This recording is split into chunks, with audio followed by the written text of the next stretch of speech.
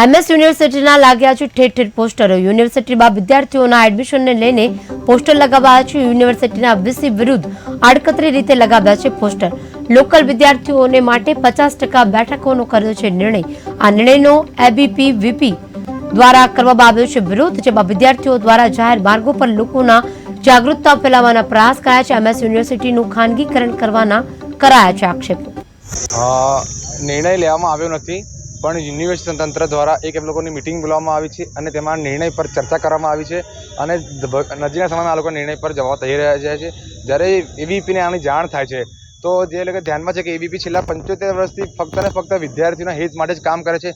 આ પણ એક વિદ્યાર્થીઓના હિત માટેનું કાર્ય છે। એમાં એબીપી છેલ્લા 6 દિવસથી આ લડત આપી રહ્યું છે। જ્યારથી આ વિષય ધ્યાનમાં આવે છે ત્યારથી અલગ અલગ રીતે આંદોલન કરવામાં આવે છે। સૌપ્રથમ રજિસ્ટ્રારને આવેદનપત્ર આપવામાં ગયા, ત્યારબાદ કલેક્ટર કચેરી ગયા, ત્યારે પણ યુનિવર્સિટીની ઊંઘ નથી ઉડતી।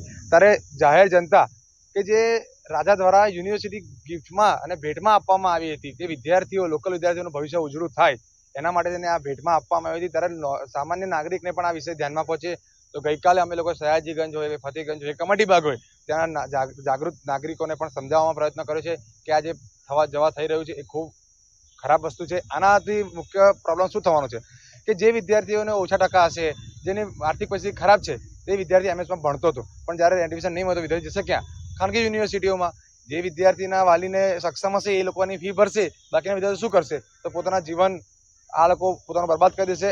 એ તદ્દન ખોટી વસ્તુ છે, એ ચલાવવામાં નહીં આવે। એબીપી આ વિષય પર અડગ છે કે વિદ્યાર્થીઓનો જે પણ તમે નિર્ણય લો એ વિદ્યાર્થી હિતમાં આવવો જોઈએ। અને અમારી માંગ એટલી છે કે જે રાજા દ્વારા હેન્ડબુકમાં લખવામાં આવ્યું હતું એ હેન્ડબુક પર આધારે જ આની પર કામ થવું જોઈએ।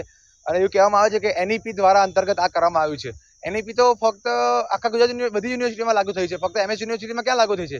બીજી યુનિવર્સિટીમાં આ વિષય કેમ નથી આવતો?